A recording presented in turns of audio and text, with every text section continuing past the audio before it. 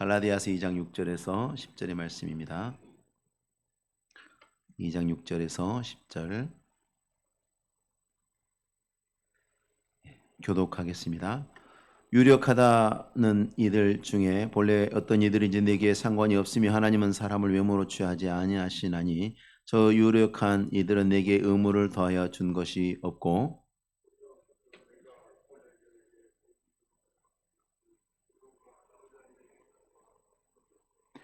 베드로에게 역사하사 그를 할례자의 사도로 삼으시니가 또한 내게 역사하사 나를 이방인의 사도로 삼으셨느니라.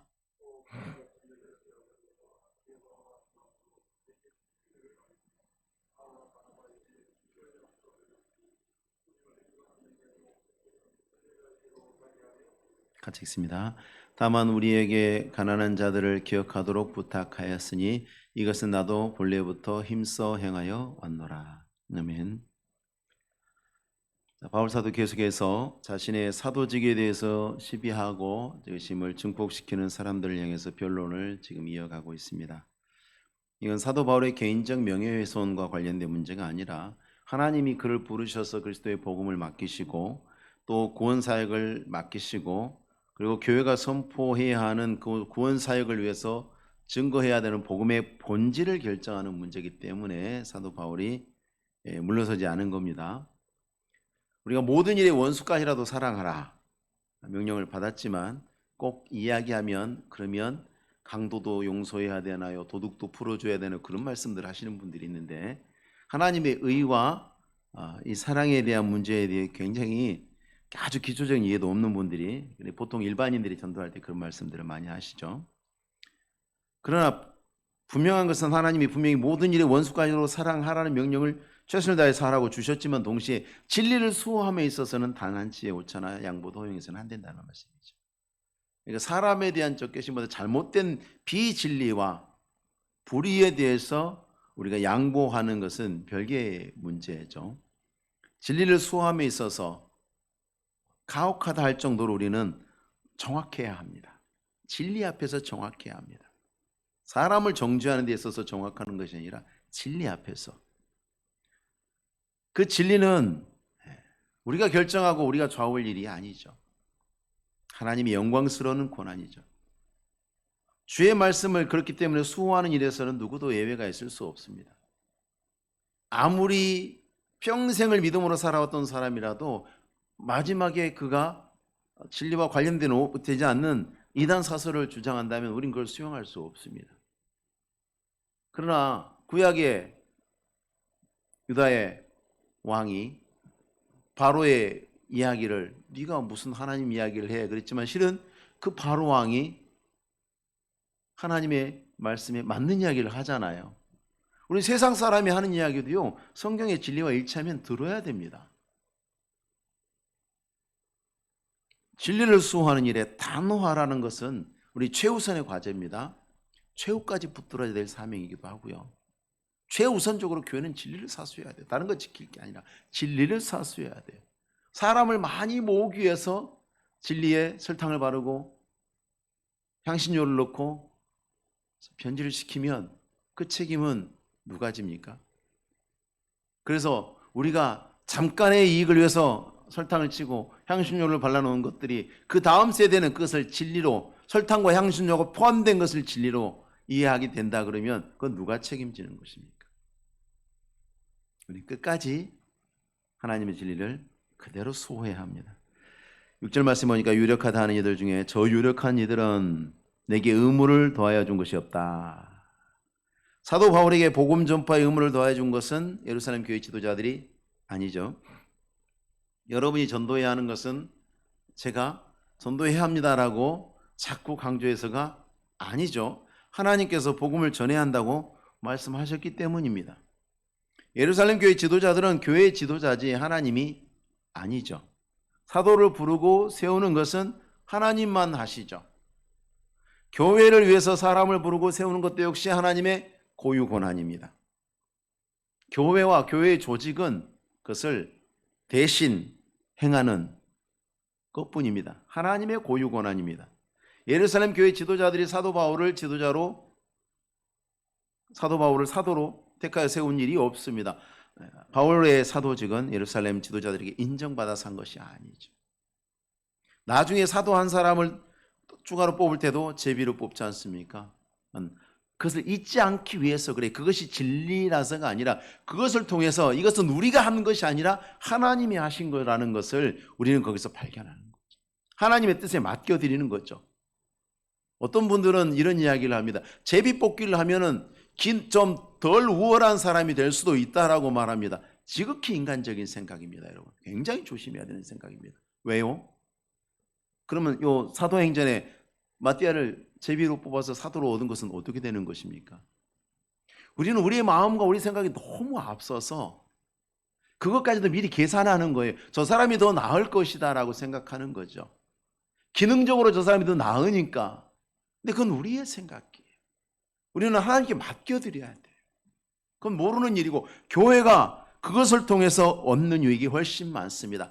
실제로 기능적으로 좀 부족한 사람이라고 할지라도 우리가 그것을 통해서 하나님께 맡겨서 하나님의 뜻 앞에 우리가 늘 굴복해야 한다는 것을 모든 교회가 배운다는 면에 있어서는 굉장한 유익이 그 안에 있는 것입니다. 사도 바울은 예루살렘 교회의 지도자들의 인정이 필요한 존재가 아니었음에도 복음의 원수들이 바울의 사도직을 무력화시키고 바울의 전하는 이제 바울을 무력화시켰으니까 바울이 전하는 복음을 무력화시키고 그리고 그것을 위해서 사도직이 다른 사도들로부터 인정받아야 되는 사도기 때문에 열등하다 하는 주장, 그 논리를 집요하게 전개해서 바울을 공격한 거죠. 그러나 누구를 통해서 세우든지 하나님은 하나님의 사람을 자신이 스스로 세우십니다. 교회에서 우리가 이렇게 교회에서는 다 아니까 우리가 선거를 통해서 세우지 않습니까? 근데 그것도 마찬가지죠. 그 안에 하나님이 하시는 거예요. 교회 이름으로 해도 하나님이 하시는 거죠. 그 중에는요, 여러분, 사탄의 일꾼도 있어요. 하나님이 그것을 용납하시는 거예요. 하나님이 몰라서 세우는 게 아닙니다. 어떤 사람은, 어떤 목사는, 어떤 장로는, 어떤 안수집사나 권사는 정말 사탄 같은 존재들도 있어요. 너무 이기적이고 너무 사악해서 소름 돋을 정도로 그런 사람도 있어요. 교회가 투표를 잘못했나요? 하나님 그때 잠깐 어디 가셨나요? 아니에요. 그 안에도 하나님의 섭리가 있다고 봐요. 우리의 잘못일 수도 있고 아니면 그를 통해서 어떤 하나님께서 계획을 갖고 계신지는 모르지만 그 안에 분명히 하나님의 일하심이 있습니다. 욥은 이유 없이 그 엄청나고 혹독한 고난을 당했지만 그것이 부당하다고 입증하지 못했어요. 그 욥의 고난이 끝날 때에 욥이 자기 입으로 고백하면 하나님이 옳다고 고백합니다. 하나님이 옳으시다고 고백합니다. 자기는 이유도 알 수 없는 엄청난 고난을 당했음에도 불구하고 하나님이 옳으십니다라고 욥이 고백하는 것을 우리는 알고 있습니다. 바울은 하나님이 사람을 외모로 취하지 아니하신다라고 말했는데 이런 이야기를 보면서 우리가 도대체 무엇을 가르치는지도 알 수 없는 그러한 신학교에서 졸업한 목회자도 훌륭한 종이 될 수 있다. 그런 논리를 우리가 그에서 세우면 안 되죠. 하나님이 참 복음 안에서 사람을 부르실 때 그 사람의 자격이나 조건 그런 것이 문제되지 않는다는 뜻이죠. 참 복음 안에서 사람을 부르실 때에 그 사람이 어떤 자격이나 어떤 조건을 가졌느냐가 문제되지 않아요, 전혀. 예루살렘 교회 지도자들을 만나서 이 예루살렘 교회 지도자들을 통해서 사도 바울이 세워진다고 더 유력해지거나 더 열등해지지 않는다는 의미입니다. 바울이 하는 안수는 거룩하고 그리고 다른 사람이 하는 안수는 안 거룩합니까? 성부와 성자와 성령의 이름으로 세례를 했다는 것은 세례하는 사람이 문제가 아니라는 거죠. 성부와 성자와 성령이 세례를 주시는 거예요.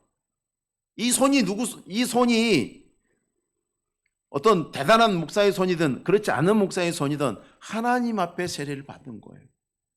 하나님의 이름으로 세례를 받은 거예요. 사도 바울이 고린도에서 그 이야기 하지 않습니까? 바울이 고린도 교인들한테 세례 안 준 게 너무 다행이라고 생각한다고. 왜? 고린도 교인들이 그렇게 이야기하고 이해했던 거예요. 나는 아볼로에게 세례 받았으니까 나는 아볼로. 나는 베드로에게 받았으니까 나는 베드로. 이게 뭡니까 이게?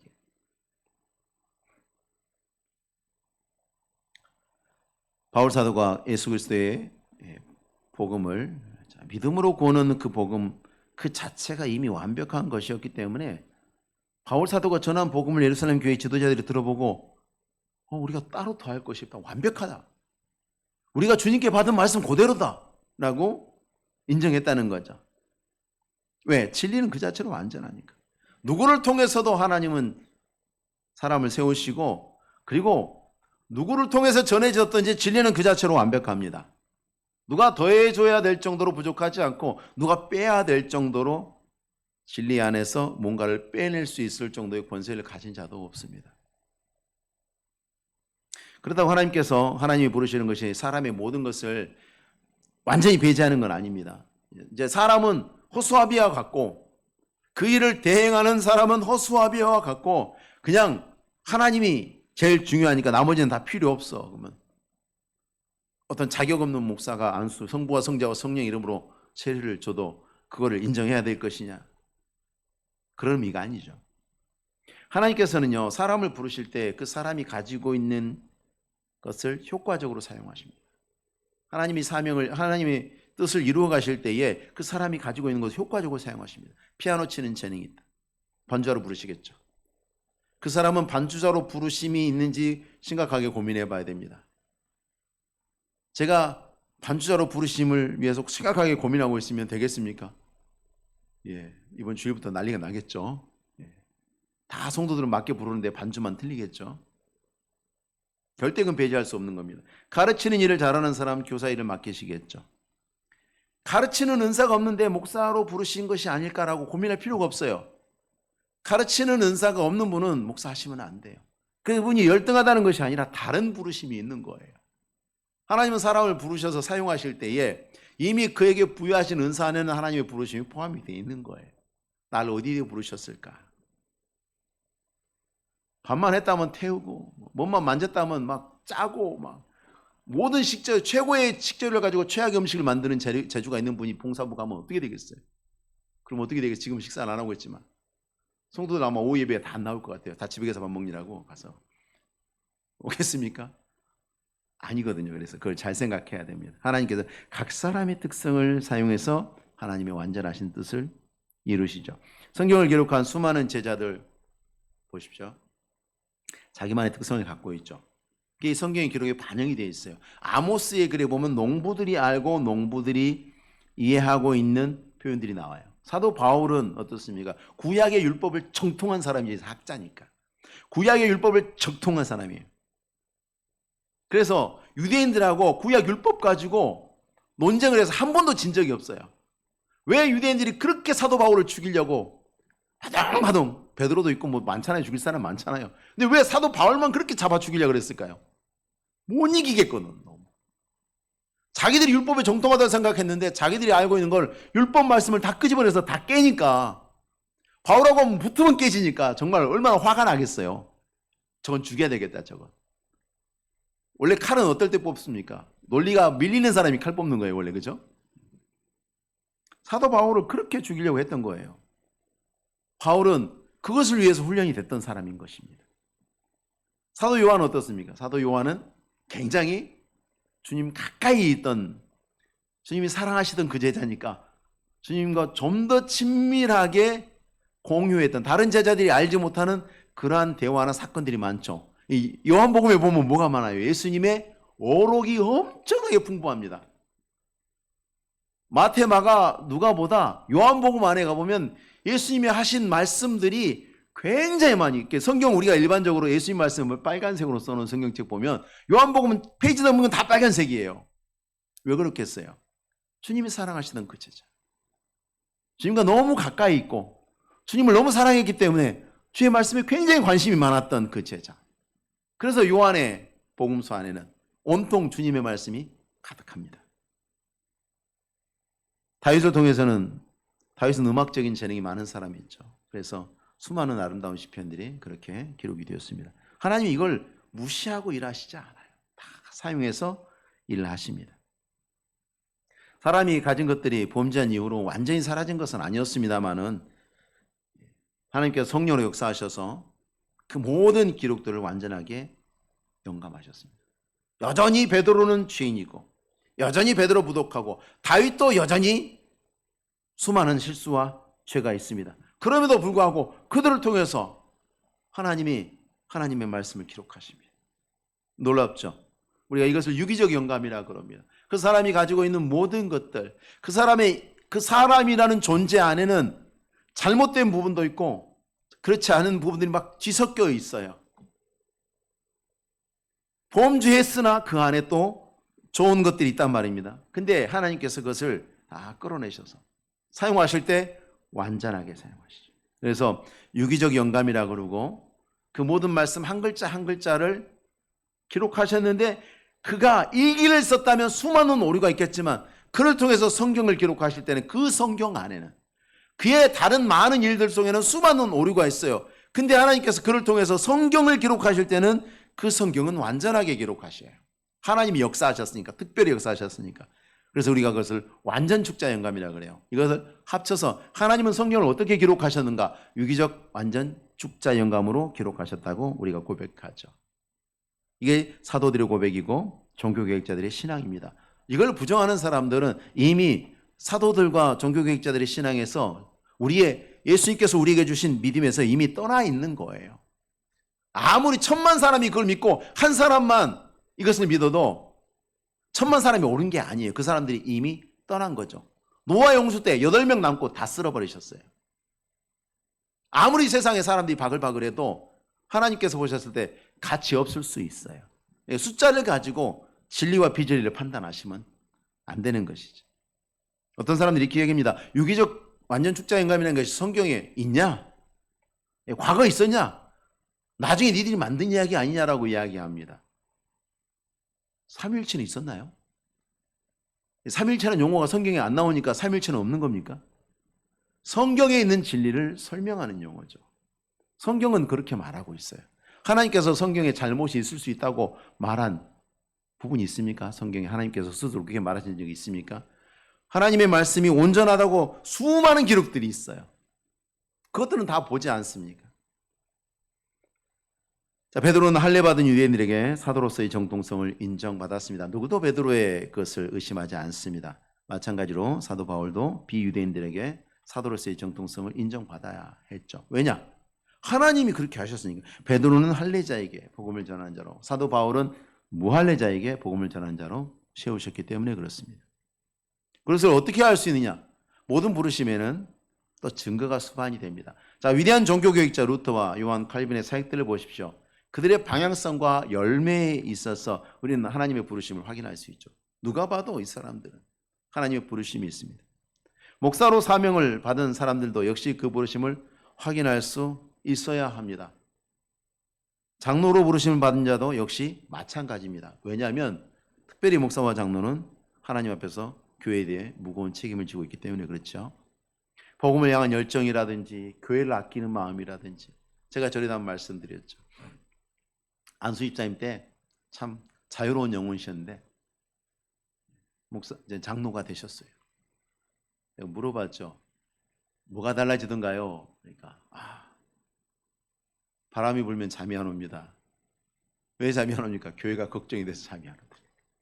그전에는 잠을 잘 잤는데 태풍이 와서 바람이 많이 불 때면 잠이 안 온대요. 밤에 교회에 무슨 일이 생길까 봐.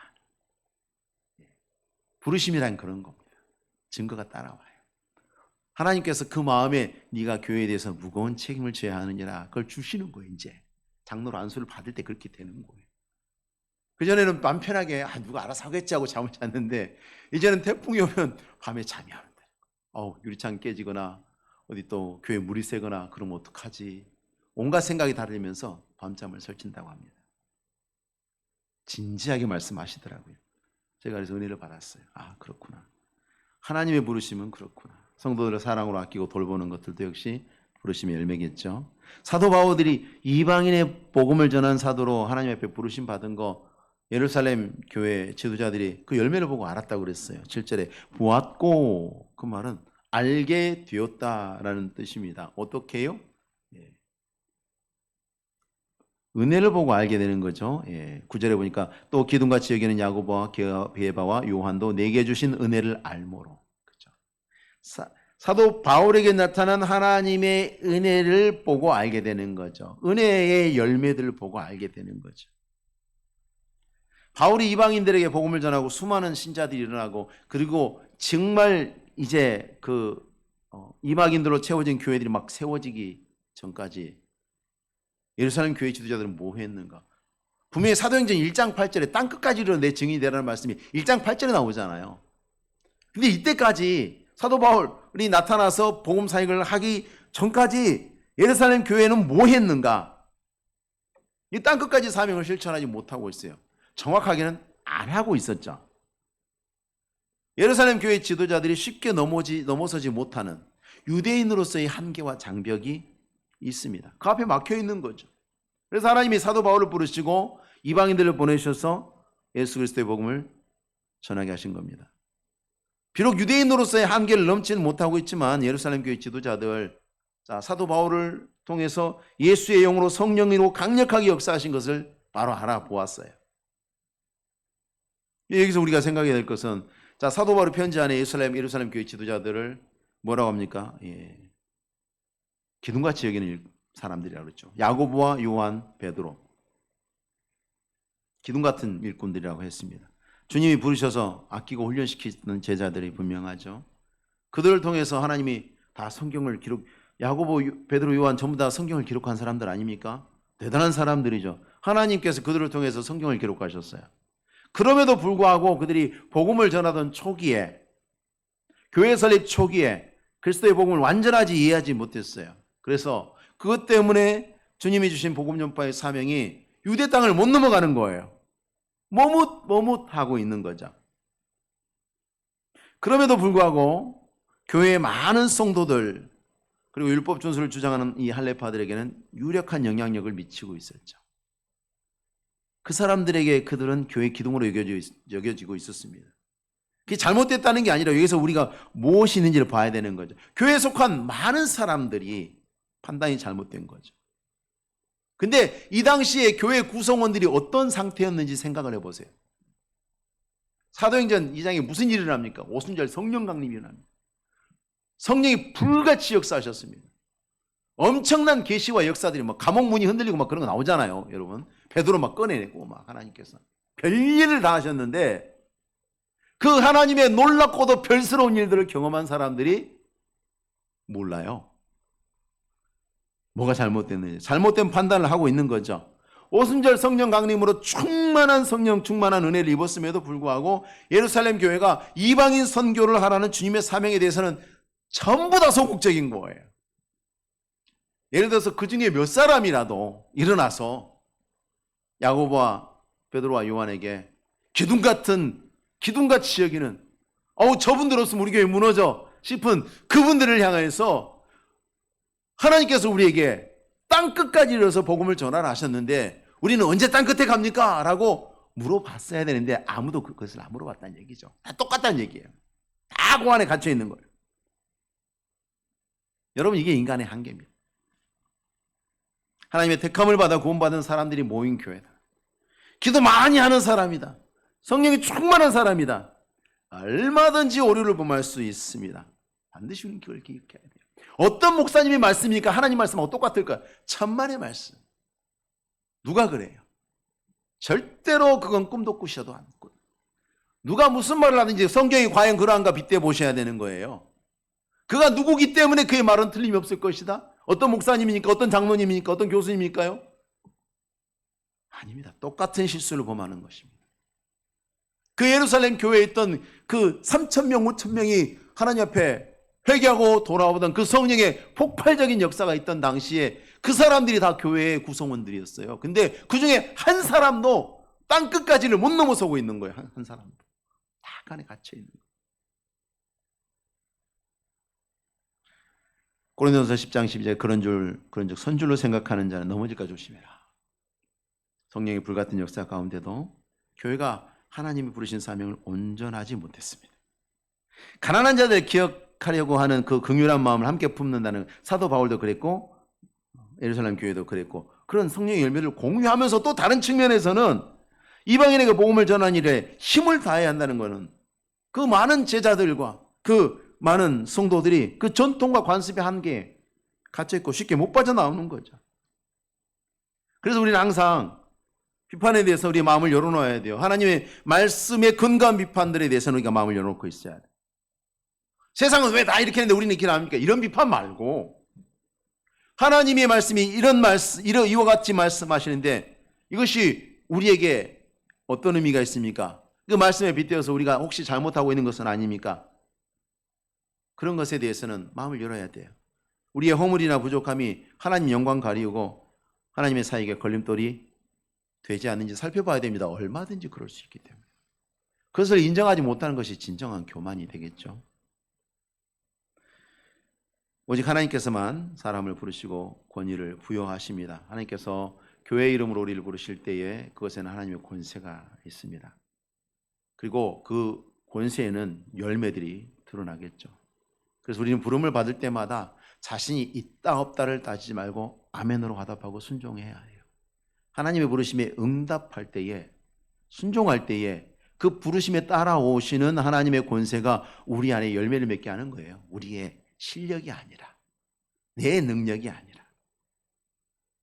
뿐만 아니라 우리가 사역을 하는 동안에도 하나님의 부르심 안에 증거와 열매를 허락하신 줄로 알고 내가 부족함에도 불구하고 너무 낙심해도 안 되고 내가 부족함에도 불구하고 부족함을 의지하고 내가 뭘 잘하니까 내가 이게 아니라 하나님의 전능하심, 그 하나님께서 나와 함께 하심을 믿고 그걸 의지하고 사명을 감당해야 합니다. 언제나 사람은 부족하고 잘못 판단할 수 있습니다. 그렇기 때문에 말씀에 비추어서 우리의 걸음이 온전한 것이 되도록 항상 살핀다면 우리가 어려운 환경 속에서 어려운 시대에서 지금 교회를 섬기고 있지만 여전히 우리는 승리하는 믿음의 종들로 쓰임받는 교회와 일꾼이 될 줄로 믿습니다. 기도하겠습니다. 하나님 아버지 감사합니다. 아버지 하나님께서 우리에게 은혜로 주셔서 주의 사명을 위해 부르셨사오니 타협할 수 없는 주의 생명의 진리의 말씀을 위해서 날마다 우리가 아멘으로 화답하게 하시고 오는 시대에 이 생명의 말씀을 지키고 보존하고 다음 세대에 전해주는 일에 온전히 힘을 다하는 저희들 되게 하옵소서.